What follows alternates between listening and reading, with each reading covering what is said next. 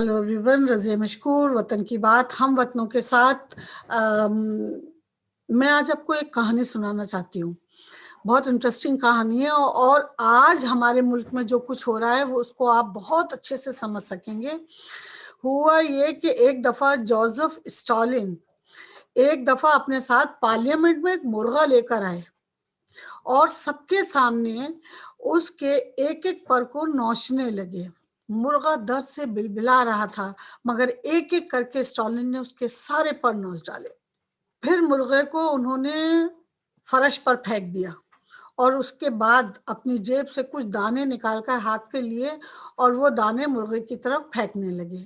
मुर्गा दर्द से बिलबिला रहा था, लेकिन उसके बावजूद भूख तो आदमी को कहते हैं कि फांसी के तख्ते पे भी लग सकती है। नींद और भूख का ऐसे ही मसला है, तो वो दाना चुगना शुरू कर दिया उसने।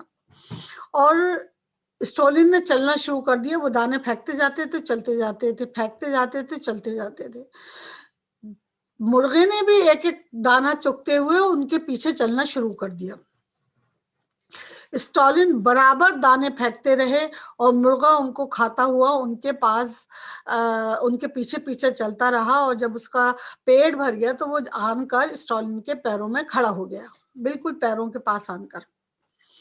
स्टालिन ने अपने कॉमरेड्स की तरफ देखा और उस वक्त एक बहुत तारीखी जुमला, जो हमारी हिस्ट्री का, तारीख का हिस्सा है और आज तक तमाम बाशऊर लोग इस फिक्रे से, इस जुमले से फायदा उठाते हैं। वो जुमला था, जमहूरी सरमायादाराना रियासतों की अवाम इस मुर्गे की तरह होती है।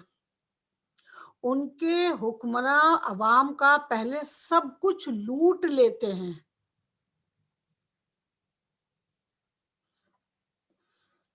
उन्हें अपाहिज करके अपने पैरों में बिठा लेते हैं और बाद में मामूली सी खुराक देकर उनका मसीहा बन जाते हैं। आज की तारीख में अगर मैं हिंदुस्तान के हवाले से ये बात करूं तो, और या ये इस जुमले को देखूं, तो क्या मुझे बहुत ज्यादा कुछ कहने की जरूरत है? किसान, रिया, दिशा, कलीता, उमर खालिद, लिंचिंग, रेप, सियासी रेप, मर्डर्ड, हिंदू मुस्लिम, गुंडों को बड़ी बड़ी पोस्ट पर बिठाना, डर और खौफ की हुकूमत, हर वो आदमी जो गलत है, जो गुंडा है, जो अपने मुल्क को लूट रहा है, उसके ऊपर पंजे गाड़ कर ये हुकूमत अवाम को मुसलसल दबा रही है। आपको नहीं लग रहा कि हमारे पर नोचे जा रहे हैं? और एक दिन अगर आज हमने आवाज नहीं उठाई तो एक दिन हम इनके पैरों में इसी पर कटे और बेपर के मुर्गे की तरह इनके कदमों में बैठे होंगे, और उस वक्त फिर हमारे पास ना सवाल करने के लिए जुबान होगी और ना चलने के लिए ताकत, ना उड़ने के लिए पर।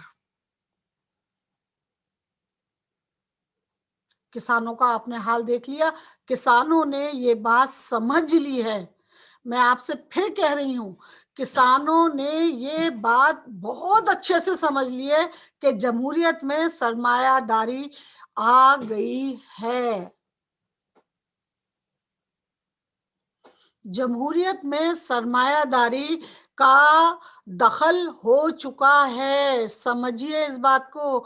ये हिंदू राष्ट्र का मसला नहीं है, ये सनातन धर्म का मसला नहीं है,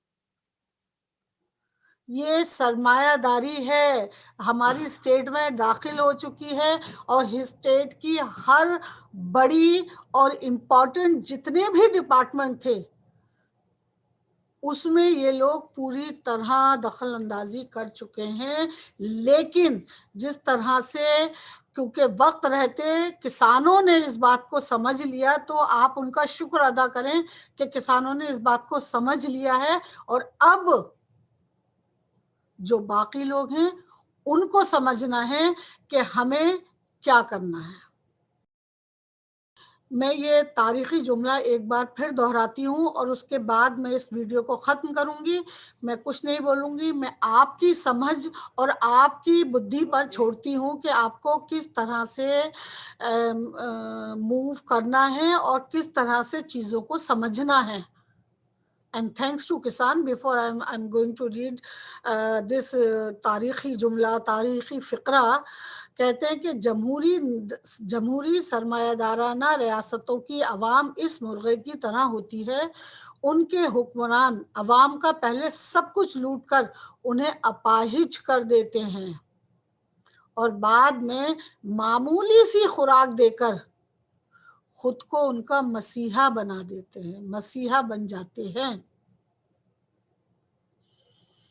جے بھارت, جے ہند, اور please like, subscribe and share my videos. Thank you so much. Love you guys.